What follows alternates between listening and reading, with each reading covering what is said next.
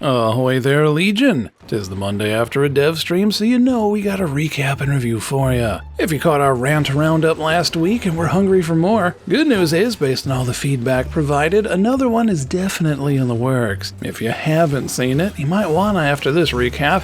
So let's take a look at why. New Sentience. DE provided me these exclusive reveal footage stills of the new carrier sentient enemy. If you don't focus these guys down right away, they're gonna spawn in additional sentient reinforcements to join in on that disco deathball party. But anyway, what's wrong with this new unit? Well, nothing in theory, except that they already showed this one off in March of 2015. Close to 2 years ago, this was in the Tomb of the Sentience trailer. Is it even possible to rehash delayed content? DE certainly wants to try. Somewhat on that topic, remember that Nephanio boss fight that's been just an update away since the Tubemen Rigor operation of update 16.5? I haven't done work on it. Like, no work at all. Dude in charge of the fight said all the previous non-content just kept on getting in the way. And truth be told, that insane turnaround time between Rathum and the War Within especially made it hard on the whole team. I mean, that was only 7 months of space soccer and a broken star chart so rushed out it took an entire month to fix, which they defended themselves by later admitting they only spent a handful of weeks on the War Within before launching it.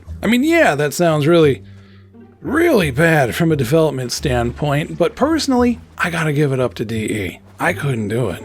If I was in their position, not doing anything for a year, I'd feel far too guilty to be promoting Tenno Gen content that my fans are making for me and then charging for that instead of actually doing my own work. Heck, all the good deluxe skins were made by the same guy who doesn't even work for DE. Oh, and they fired him due to a misunderstanding recently. No wonder those deluxe skins ain't out yet, huh? But hey, let's distract folks, right? PC and Console Squad are getting Tenno Gen at the same time from now on. So come on down to DE's Empty Promise Emporium. We got tons of ideas and no ambition to implement them. And don't forget your wallet at home. That was the neutral news, Legion. Let's get to the bad stuff. And props to Rebecca for reading off the comment live from chat, calling out their shenanigans on this idea. Eximus enemies are now going to be immune until you destroy all their weak points. And yes, all their weak points, because they're going to have more than one, which itself is already one too many. Fortunately, everyone in earshot saw how bad of an idea this is going to be, but hey, maybe that's just us with our logic talking. So here's the cold hard datas without any opinion nor inflection, so y'all can come to your own conclusion. The higher level the Eximus, the more likely they're going to spawn with one. Currently, it's a 30% chance per Eximus, but that goes up to 50% on Eximus over level 50. Number of weak points increases with their level, currently capped at 2. They are not immune to your abilities, but they will take no damage from them.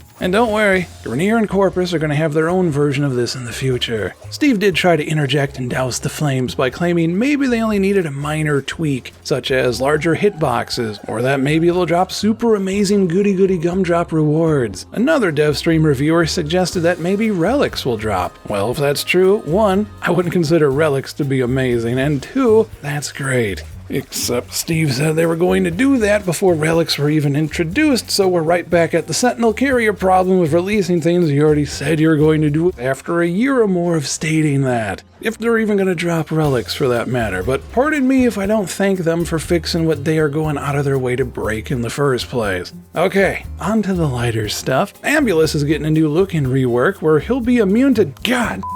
They're working on bringing in more gameplay from the War Within back into the game. This is the good news section, right? There's going to be a new Corpus enemy that spawns distractions similarly to Grineer Seekers or Drac Masters. Based on the artwork, I'd say the Corpus Aardvark is confirmed. More talk on the clan-focused Kingpin missions. Every time you strike a blow to their operation, they got a chance to lash out and put a hit on you or your clan in some way, which does sound kind of cool. A new endless mission called Defector Rescue is going to be a mix between mobile defense, survival, and a rescue. You're going to have to fight your way through Infested to save someone locked in a safe room, get him to extraction safely, and heal him along the way at repair stations. The longer you stay, the harder it gets, so if folks are looking for a challenge, enjoy. You'll also get more points the more people you save, but other than clan leaderboards, I'm not really seeing a payoff in that one. And as enemy spawns on Corpus outdoor planets is kind of wonky, they're adding a new dropship ship which will not only appear in the new Ambulus fight, but they'll likely be used to help with the aforementioned outdoor planet spawning situation. So hopefully those excavation missions just don't stop like they currently do. So Legion, you still with me?